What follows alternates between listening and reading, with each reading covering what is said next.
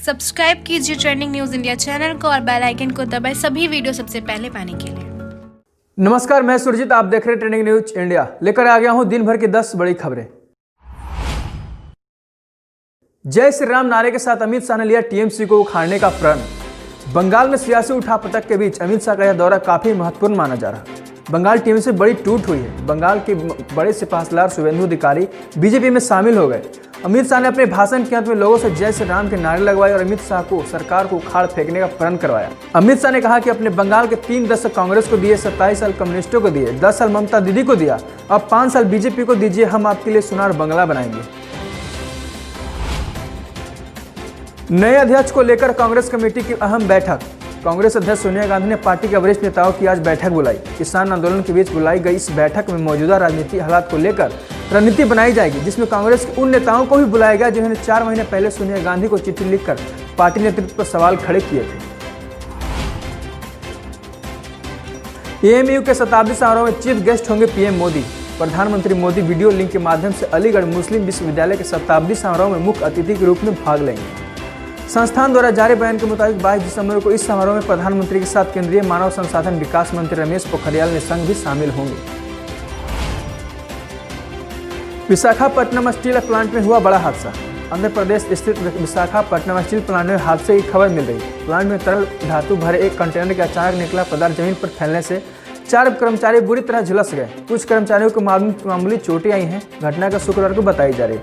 Police ने बताया कि लिक्विड स्टील ले जाने के कारण कंटेनर अचानक टूट गया और इसकी वजह से धातु जमीन पर फैल गई। दिल्ली में बच्चे के बर्थ सर्टिफिकेट से पकड़ा गया 2.76 करोड़ ठगने वाला युवक।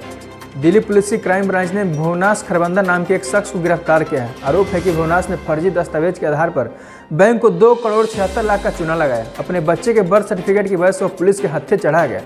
आर्थिक अपराध शाखा के ज्वाइंट सीपी ओपी मिश्रा के मुताबिक 2012 में कॉर्पोरेशन बैंक के बसंत विहार शाखा की तरफ से भुवनाश के खिलाफ शिकायत मिली थी। शिकायत के बाद मुताबिक भुवनाश ने खुद को प्रॉपर्टी कारोबारी बताते हुए कहा था कि वो बीके इंटरप्राइजेज लिमिटेड का मालिक है, जिसका ऑफिस पटेल नगर में है।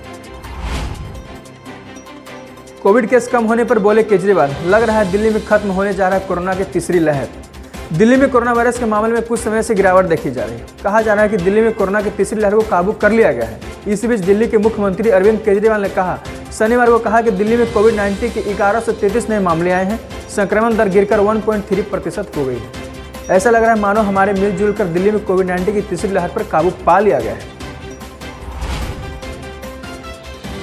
सीमा विवाद पर बोले राजनाथ सिंह, कोरोना काल में चीन का रवैया उसकी नीयत दिखाता है। देश के रक्षा मंत्री राजनाथ सिंह ने कहा आज हैदराबाद में वायुसेना के एक कार्यक्रम में शिरकत की। यह कार्यक्रम हैदराबाद के डुंडीगल स्थित एयरफोर्स अकादमी में कंबाइंड ग्रेजुएशन परेड से जुड़ा था। इस दौरान उन्होंने कहा कि हमारे एयरफोर्स वॉरियर्स ने जिस तरह अपना सर्वस्व दांव पर लगाकर देश की आन बान शान पर कोई आंच नहीं आने दी, वो अपने आप में एक मिसाल है। 1961 के गोवा मुक्ति संग्राम से लेकर 65 के भारत पाकिस्तान युद्ध, 71 के बांग्लादेश मुक्ति संग्राम या 64-84 के ऑपरेशन मेघदूत, ऑपरेशन सफेद सागर, हाल ही में बालाकोट के कुछ ऐसे अध्याय हैं जो न केवल वायुसेना के बल्कि हमारे देश के इतिहास में गोल्डन चैप्टर्स हैं। शर्मनाक हार के बाद बल्लेबाजों पर भड़के कोहली, कहा जीत का जज्बा ही नहीं दिखाया। शर्मनाक प्रदर्शन से बेहद आहत भारतीय कप्तान विराट कोहली ने माना कि उसके पास ऑस्ट्रेलिया के खिलाफ पहले डे नाइट टेस्ट मैच में मनोबल तोड़ने वाली हार का व्यक्त करने के लिए शब्द नहीं। कोहली ने कहा कि अपनी टीम के न्यूनतम स्कोर के लिए बल्लेबाजों को दोष दिया, जिसकी तरह से जज्बा नहीं दिखाया। रिम्स अस्पताल में अपने पिताजी से मिलने पहुंचे तेजस्वी यादव। बिहार में विधानसभा चुनाव के बाद राष्ट्रीय जनता दल के नेता तेजस्वी यादव आज शनिवार को रांची स्थित सिमरस में अपने पिता लालू प्रसाद यादव से मुलाकात करने पहुंचे। चुनाव के बाद तेजस्वी पहली बार पिता से मुलाकात कर रहे हैं। लालू के साथ मुलाकात के दौरान तेजस्वी यादव के साथ झारखंड के कृषि मंत्री बादल पत्रलेख और श्रम मंत्री सत्यानंद भोक्ता भी मौजूद थे। बीजेपी में शामिल होते ही दीदी पर बरसे शुभेंदु अधिकारी। मिदनापुर रैली में पश्चिम बंगाल की मुख्यमंत्री ममता बनर्जी के जोर का झटका लगा। पार्टी के दिग्गज नेता और शुभेंदु अधिकारी बीजेपी में शामिल हुए। उनके साथ कई टीएमसी विधायक भी बीजेपी में शामिल हुए। बीजेपी में शामिल होते ही शुभेंदु अधिकारी टीएमसी पर जमकर बरसे।